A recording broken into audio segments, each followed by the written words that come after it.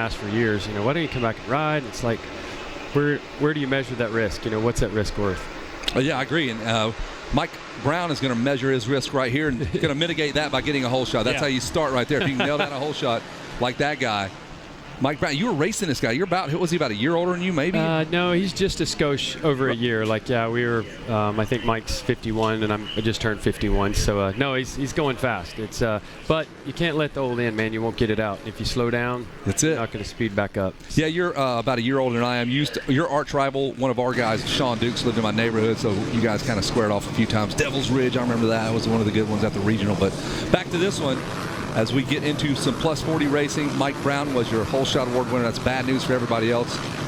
You got some housekeeping you need to do? Yeah, hey guys, attention in the pits. Got a couple vehicles we need moved immediately, blocking several vehicles located down by the stables near the beach. We got a green Nissan Sentra and a white Dodge pickup.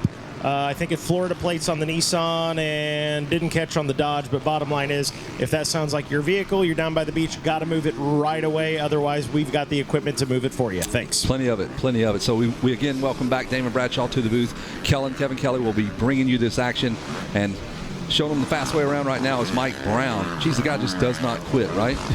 No, he doesn't. And, asking about me and Mike racing together, back when he won the 125 championship, we raced together a lot that year on a local level when he was getting ready for this. And we had some good battles. I couldn't beat him on the 125, but I was able a few times on the 250. So it was kind of cool to see him go on and win the championship that year after we had spent some time racing together. Probably gives you an idea of like, all right, I think I have the speed to get up there and race with these guys. The Top Gun Showdown was a filthy race back in the day, right? It was, but the amount of work that I know that obviously with what Mike's doing these days in the training, I mean, it's like how do you put a time frame on that? Is it 8 months? Is it a year? And lots of riding and racing. So I don't know. We got Chris Kiefer here in second after the first lap. Kiefer talked all week, all year basically about, I just want to run with Mike Brown. Just at least be close to him. Why not? And then the first moto, they had the bike problem or the issue where he fell over and then had a little bike problem and ended up in third. This time starts second. Brownie's already getting away from him, and I think he's going to be a little bit annoyed at that. Man, unfortunately, I think the path to the national championship here runs right through Tennessee, Blountville, wherever he calls home, man. I'm not sure. I think if I was Mike with all the talk and the hype, I think I'd check up a little bit and give him the opportunity to sneak up there. There we go. Make this interesting. Or what? Just let him go? Yeah, wave him by and then work on him a little bit. Oh, no. Emick mentioned that. He goes, when he passed him, he goes, did he just fall and now he's about to harass me for the next 4 laps? He didn't want anything to do with him because he's not going to let you go. No.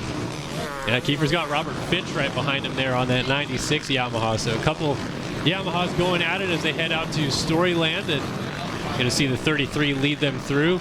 And Mike Brown's already not even on the screen. You don't even see him. And I will say this track, I rode some the other day, just some single laps and a few multiple laps there, and it's not easy to get around with the ruts. I mean, you can see one thing on TV, but until you go out and you ride this track and you see how hard it is to pick lines, it's not easy. Yeah, you can speak to this. You were the Grand Marshal, one of the marshals there on one of the new Yamahas, you and Ryan Villapoto. You would lead these riders around. These guys are racy. The little 65 kids, they love to get up in there. And did you park anybody? No. They gave us strict orders, don't jump, and they're not supposed to pass you, but I was afraid I was going to get ran over. I'm like, we're supposed to go slow, but they were wanting to go fast. But no, it was cool to do that. The kids are actually more fun than like the intermediate or the B-class guys because they were ready to rip. So, Damon, if you were, and I know you don't want anything to do with this race probably because the commitment of time, you'd have to start you'd have to put the headset down and start run back to Dixon, Tennessee just to start your training. Yes. I spend a lot of time on the bike, but I'm riding adventure and off-road and a little bit of moto, and I enjoy that. So it's like you get paid to ride.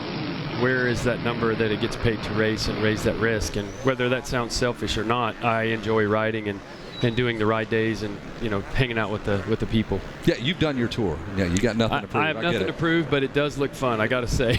that competitiveness never goes away. It doesn't matter. Yeah, I'm sure. I see you watching, and I'm sure, what would I do here? Would I go there? How would I attack this guy, this part of the track? And the cool thing is I've raced with Brownie, so you learn how to race with people. You have to race with every guy differently, and I've raced with him. And even a few years ago, we had a little battle in Pennsylvania, and it was cool. It brought back memories because he still races and rides the same way he did. What about that guy, number 47? You did a little racing with that dude too. I did. Jeff looked good yesterday. I was watching him. Well, I was getting ready to say he keeps it together. That scared me a little bit, but no, he's smooth, and I think he knows his limits, right? Which is smart, because as you get older, you got to kind of know where that's at, and sometimes you push that envelope too much. It's the old adage, not race on Sunday, sell on Monday. It's race on Sunday, work on Monday, right? Yes, These guys sir. got to work. Yeah, I know Jeff's doing things with you guys here, right, as well? Or Yeah, we did some Radio Fox stuff, and he's got his gear stuff and his grip stuff and his MX locker. So Jeff's a very busy guy, nice entrepreneur. It's good to see him still in the sport. Yeah, no, it really is. And speaking of Jeff Hemming, I would be remiss if I did not bring up the moto you and I, what am I talking about? You and Jeff Hemming had here, one of the more legendary motos. I think y'all both go down and y'all both work all the way to the front of the field. Was it Pro Sport or Pro Class? I don't really remember. I just remember me and Jeff's fault. The reason we went down, no, it's funny. We've talked about it. There was photos, and I saw some stuff on social media. But yeah, I mean, it's just like the guys now, right? The current riders, they battle here. You end up battling in Moto and Supercross with most of them, and but yeah, it's all about learning the race with the guys. So did he come around to your way of thinking? He thought it was his fault after you reasoned with To him? be honest, I don't know, because we obviously were on the same team together, so we always had a lot of disagreements, and whether we always liked one another or not, but it was fun. I mean, now looking back on all of that stuff, it was racing moments, and we move on. Good battle here as Jeff Hemming is he's being very cautious. Back in the day, he would have made that pass, but he is really picking his spots here with Fitch and Kiefer. Oh, he's going to try to dive in on the inside. He can look over and probably see his picture at some point on that billboard, right? Are you on that? Have you ever been on that billboard? I haven't looked, so I don't He's so humble. I've been like, dude, if my picture's on there, I'd be like selfies with my picture. That's how cheesy I am, though. That's how humble these dudes are, though.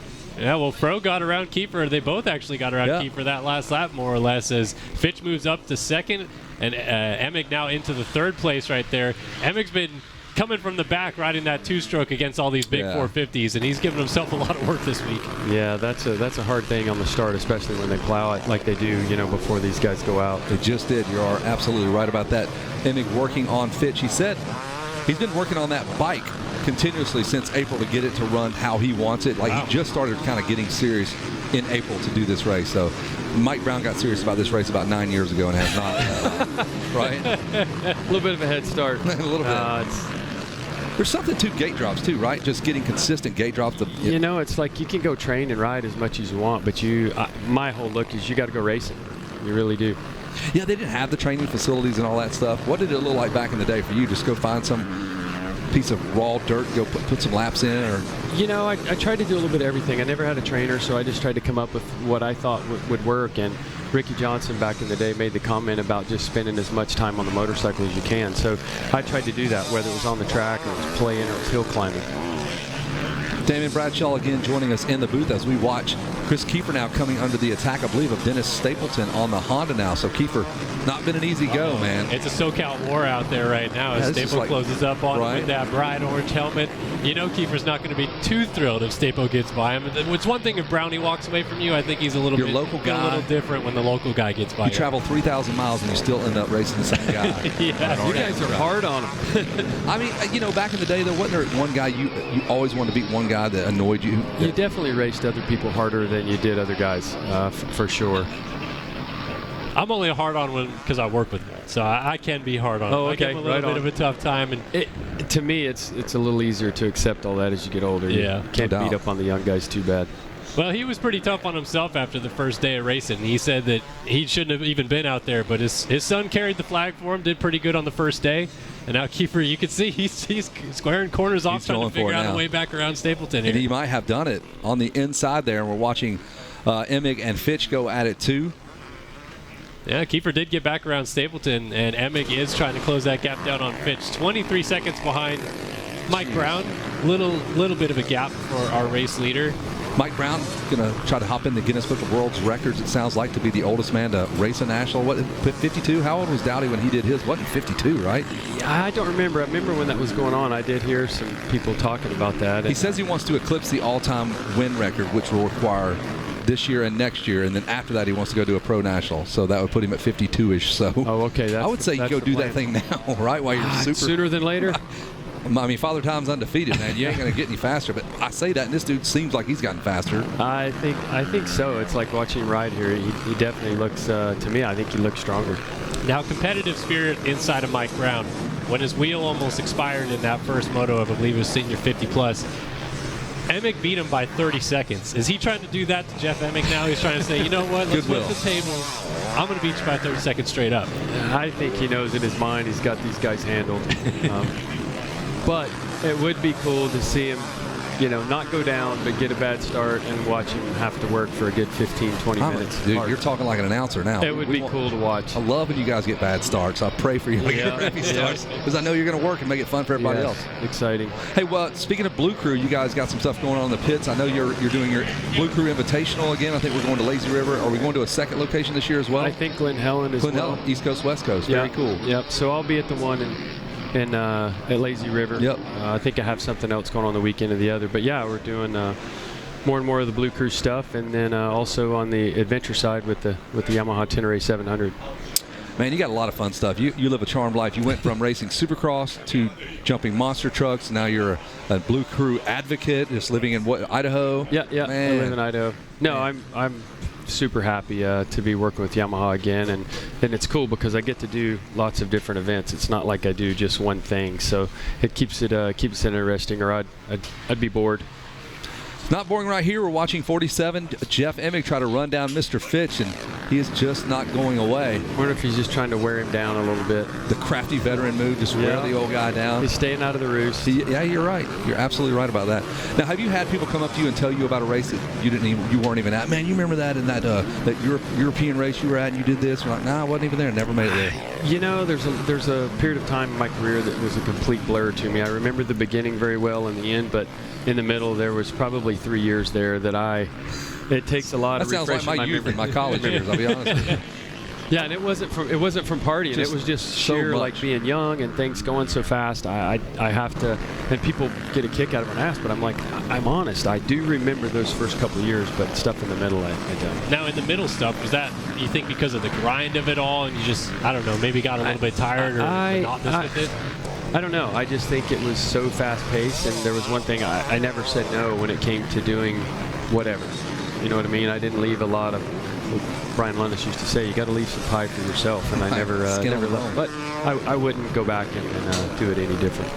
Man, those first 5 rounds of Supercross when you and Matasevich jump in together, those were some wild, like Larry Ward, just literally almost fist fights on the track. Stuff's good, man. It was great to watch. There was a lot of aggression in those days. So much but aggression. that was what motivated me to want to win. Did that like elevate you to like, oh, okay, all right, let's go? Absolutely. I mean, as soon as somebody gets under your skin, that was just drive for me. Oh, that's awesome. Matt Walker was kind of like that. I remember Matt and Justin Barsha, like, you want to bump and grind? Let's do it. This is fun. They turn it into a game. Yeah, they don't get mad. They're like, yes, let's elevate the heart rate. Did you have times in your career then that you maybe something wasn't that bad, but you in your own mind made it a little bit worse? Oh, absolutely. Oh, yeah. And sometimes the material. reaction wasn't the smartest, but I mean, I look back on some of the things. I'm like, yeah, that was probably a little rough. But it motivated you, right? It did. I mean, you get beat sometimes, and you have to accept that. Man, I know you were one of my favorites, and when I watched Jeff Stanton go by that camera, and he's doing it number one. I'm like, oh, it's killing me. That was that day. Rough. I know. I don't want to even talk. No, it's all good. God, it was rough. Jean-Michel Bell was trying to help you. He was going so slow. I just rode horrible that day. It's one of those deals. Unfortunately, it was the one that counted that I rode. And normally I operated well under pressure, but definitely not that day.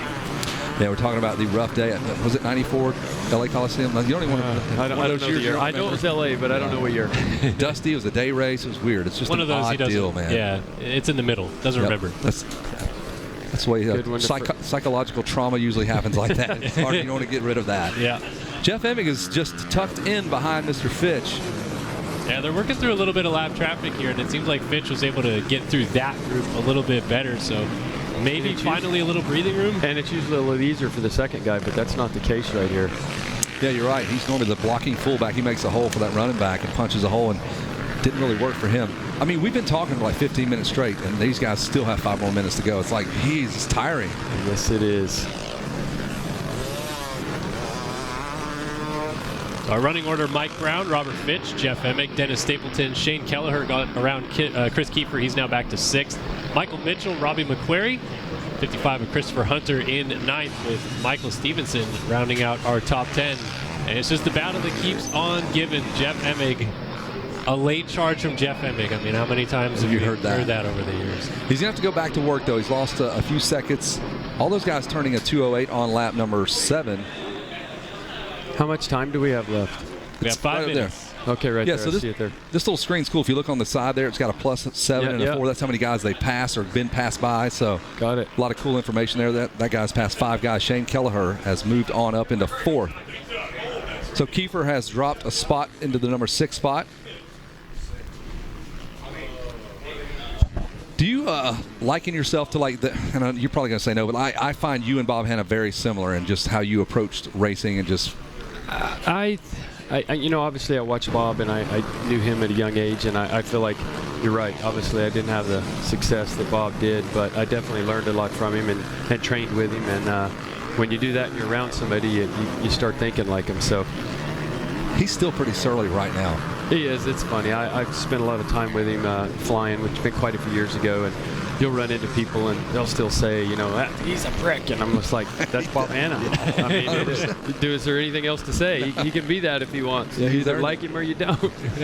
Well, we're going to do it one more time. Jeff Emig knows he's only got about 4 more minutes to go. He's going to make one more run at Robert Fitch.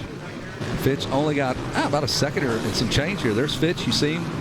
Emig getting hung up. Now he's on the inside. What do you think about riding a 300? Is there a place on this racetrack where it's an advantage or a disadvantage, or is it just all the 450? Man, I think so. I think a 450, I mean, the guys that you're trying to beat in the start, it's just you can't give up the start. So I think you got to favor that to be able to get off with the guys that you want to race with. I mean, Jeff's doing a good job on it, but I think he would agree that horsepower would be nice. What was your first year here? Your last year was 88. Was it the first year? So I rode 2 amateur nationals before we came here. So we were. They used to move around. Yeah, we were Brownsville, Pennsylvania, if I remember right, on a golf course, and then we went to Reidsville, North Carolina. So I'm thinking. That's close to home. Is it 82-ish? What was the first 83, year? I think, was here, right? Is that right? Yeah, I think so. Okay, yeah. so I was here for the first one. Jeez, so it's something else, like what you see now versus then. It is, and I come here usually each year for the spring and fall off-road ride. Way different then. Yeah, so I started that probably 4 or 5 years ago. So to come here then and then come down and check out the track and kind of cruise around, it brings back a lot of memories. It's probably more like it was then when you pull in like that. It's just quiet and not nearly as blown out, and just the sheer scope of this place is just remarkable. It's cool. We cruised around, all the parking and checked out, everybody in the rigs the other night just to see how many people are actually here. But what a cool event for families and kids that are, searching that dream. I mean, Jeff Emig told us on Radio Fox last night, he goes, I just love racing. Like, that's why I love this place. I love coming here. I love the race itself. And it speaks to these guys. He's digging it. He's making his last charge, right? It's on again. Race. Right up there behind Fitch, coming through the corner after the commitment. Oh, that's it. Time he's got him to the inside. Oh, Fitch doesn't want to give it back, though. He is fighting back hard. That lady got wore down, and Jeff just picked his moment. That was sweet. Calculated spot there. Good pass. Oh, Fitch Wow. just got real sideways, crossed over the Perpendicular entire to the track. ruts. Yeah. How about that? He is tired, man. They leave nothing on this racetrack, so that guy's going all over the place too, man. Tough ride for the 25. Shook his head. Ruts He's are gnarly. disappointed. Dang. And as usual, Barry Carson with 38 years vested in motocross series. You can always count on Barry Carson to get into the top 10 at some point. That guy's really having a rough go there. Left and right. I feel for you, man. I know you must be exhausted. Yeah, the arms and the legs turn into spaghetti, and it's hard to get it to go the right direction.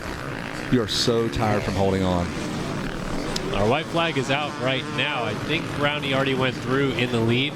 He's trying to get it to that 30-second mark, I think. Maybe he knows Jeff Emig's there. He's getting it over 30 seconds. We're pushing these numbers out there. Man, late in the day, the track is at its premium roughness, if you will, and these guys are earning it here in the senior 40+. I think it's continuing to get better, obviously, than the first day of practice. Just being able to watch the screen here, it looks like it's getting better. I think it gets worked in. That first, the soil amendments are on top, and we kind of flip it around a bunch of times. The water's gotten all the way down too. He's gotten better since when he was racing the youth class for Kawasaki. Just never stopped progressing. Coming out of the 10 Commandments, he was there when they were written. He helped Moses author the second one, I believe. Is Mike Brown. That gear, he can wear it again, man. It's just clean as a whistle. I don't think they even need to wash the bike. Nah, Maybe change tires, that's about it. Yep. See if he gets that. He got that elusive 30-second gap, 30.7. Wait, if he can manage that to a 100th of a second, then that is precision on his behalf. So what's your next gig, Damon, as we finish wrapping up this 40-plus class? I'll be at Bud's Creek, so that'll be... Oh, right on. Yep. And have a small event in between there, but yeah, that'll be the next one for us, which will be a Blue Crew event there. Any monster trucks in your future? No monster trucks since 16. I'm racing trophy trucks now with a friend of mine, so that's keeping me busy on the four-wheel side. So yeah, very fortunate to be able to get down to Baja and race with RJ again, which is kind of cool. Me and RJ in the same class. Yeah, I'm actually going to do some testing with him middle of August. Do some suspension testing and try to close that gap on that 20-year experience that he has. Well, maybe more. The 500 or the 1,000? We're doing all the Bajas. Yep. Wow. Yep. All right, final turn for the number 1 of Mike Brown. He's going to be perfect here in the 40-plus class. Now, there it is. Mike Brown will get the win. The checker flag flies. He was going to grab that flag, do a victory parade lap. He's that fit. And Damon Bradshaw, thanks for stopping by, dude. Yeah, thank you guys for having me on, man. Thank you. Very cool. Very cool. Catch Damon at a Blue Crew event at Bud's Creek, at a trophy truck race somewhere. You can try to catch him. Try to catch him. Pretty hard to catch him. Hop in a plane. He may be flying somewhere. There's no telling where he's going to wind up. So that was dope, man. That was good stuff there as we finish wrapping up the 40-plus class. Brown. Jeff Emig races himself with a last lap pass. That was cool, man. Jeff's going to be a tired son of a gun. He's going to finish up second. Let's see when that thing clips to 10. 32 seconds, the deficit. Robert Fitch, man, he fought for that one. You could tell. Yeah. He was really working to try to hang tough in third. Great job. Yeah, man, be pumped on that, dude. About it. Podium. Yeah. See, everybody has a different goal. That's what we talked about. You're here to win. You're here to get 10th. Whatever your goal is, man, when you achieve it, well, it's a great feeling. Even a podium for like Robert Fitch, just to get on there and talk about your sponsors and thank some people that came. 2 national champions finished in front of you, man. So I mean, come on. Awesome. Let's see, Shane Kelleher, Stapleton, and Kiefer should come across 3, 4, 5, 6. Christopher Hunter in there as well. As the checker flag continues to fly, we should get ready to go.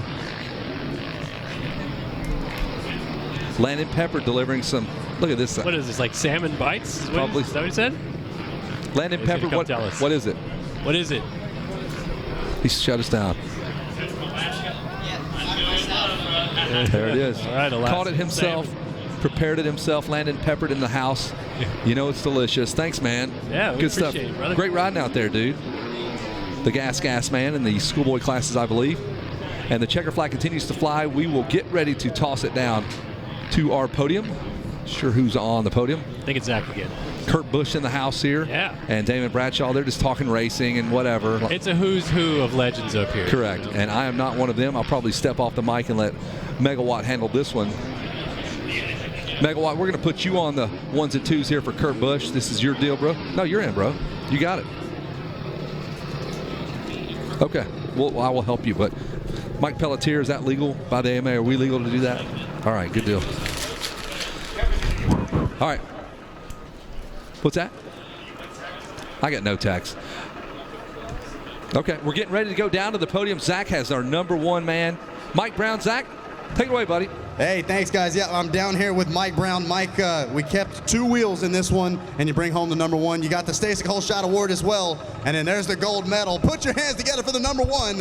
Back in position number 1 here in Moto 2 with a plus 40 class. And Brownie, man, it looked like business as usual. You came out of that first turn and said, I'll see you boys at the finish line. Yeah, I got a good start. My Dunlop 14 hooked up.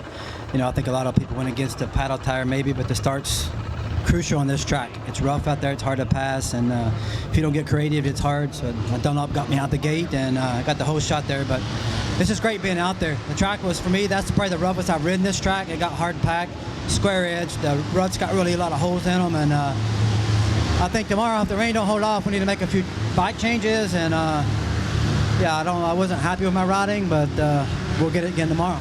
Now, as we wait for the rest of the pack behind us to go out for the sight lap, I've been hearing some rumors from people that would know. What is this I'm hearing about this year, Pro National? We don't know anything about that, right? No, I said yesterday, maybe next year after Loretta's. I want to do Loretta's one more year, and then if I could qualify for national, that'd be great. But if not, I'll be back at Loretta again the year after. But no, I would like to try it, just to try it. My age, be 52 next year, and just go out to see if I can qualify. And but I have to talk to the boss man on that. He probably is listening to me, and he'll probably put a no to that. But anyways, it's nice to be here, and my KTM Mun Racing, Glen Twitch, Demolition helped me get here. FXR, thank you guys. All right, so a bunch of pro racers at home just started sweating. They heard there's a chance Brownie might be making a return, but for right now, he's bringing home a gold medal in Moto 2 of plus 40. Mike Brown getting the job done. And we're going to call up second place. Coming up next, Mr. Jeff Emig, another one, knows exactly how to get the job done.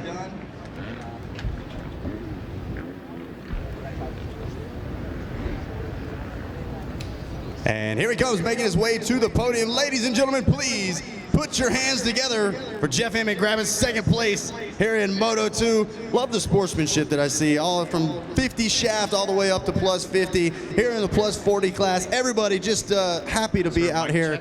Put your hands together one more time for Jeff Emig. There we go. Up here in the front, man, we got to show off the gear. I'm a fan of it myself. And so it's definitely probably looked a little cooler than the black gear you were rocking yesterday, man. It's hot out here right now. It is. That moto was really, really tough. I mean, I use the ODI Emig Pro V2 lock-on grip. I think it's the best grip out there. I designed it for a reason. I don't think there's going to be any knurling left on it. I was holding on for dear life. It was so gnarly, and I was hoping, so it's going to be drier now, right? It's going to be better. Oh, man. I felt 52 today. Yesterday I didn't feel 52, but now I do. I can promise you didn't look 52 out there because you guys were getting it done. Yeah, Brownie even said he thought this might have been the roughest he's ridden this track. What do you think just made it break down the way it has today? Well, I was kind of hoping that they were going to leave it a little flatter, not disc it up so much, and maybe I need to watch what I wish for there. But it's really difficult, I mean, there's just bumps everywhere, and so I'm not sure if anybody caught it, but that tabletop where you come into the sand section by the road, the first lap, I seat bounced it and slid out. I had the rear tire like up here, like I was done. I'm like I'm going down. This is gonna hurt. And so after that, my heart rate was through the roof, and I was just like, okay, I just need to hold on. At this point, I didn't even care where I finished. I was like, just don't go down, because I had a couple of big moments, and that's no fun. That's not what I'm here for. I'm here to ride smooth. But I made a big mistake there, and luckily I didn't go down. You rode smooth, you rode smart, you're up here on the podium. Who do you want to thank for getting the job done once again? Well, I have a lot of great people, ODI, Rhino Power especially. I drink this stuff like crazy right now. Elevate Motocross, my mechanic, BJ Burns right here, he does this whole trip with me. Viral Goggles, We Big Gear, rocking the new Jack Daniels stuff. It'll be available here in a couple weeks. So. There you go, guys. That is Jeff Emig once again grabbing a silver medal here in the plus 40 class. A solid ride there from Fro. And then last but of course not least here, working his way up onto the podium. Got a little debrief here with Jeff. Put your hands together, Mr. Fitch, man. You worked your way up there. Let's grab you a couple of photos first, and then we'll chat up here on the front of the podium. A huge accomplishment. And man, we saw you had the speed in Moto 1, just fell short of that podium. Now you got the job done. How you feeling?